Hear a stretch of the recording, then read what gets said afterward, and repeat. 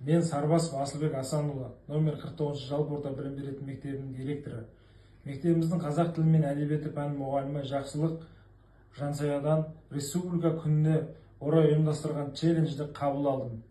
13 жыл аталмай кеткен республика күні ұлттық мереке ретінде қайта оралды. Бұдан былай елімізде тек тәуелсіздік мерекесі емес, республика күні де мемлекеттік мерекелер қатарына енеді. 25 қазан республика күні ұлттық мерекеге айналды. Жасай берші қазағым, елім менің. Көк байрағым аспанда күлім қағып, жасай берші қазағым, елім менің.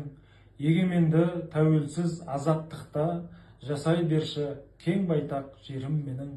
30 жылда ел жаңа далам, тұрғызылды бәйтерек жаңа қалам.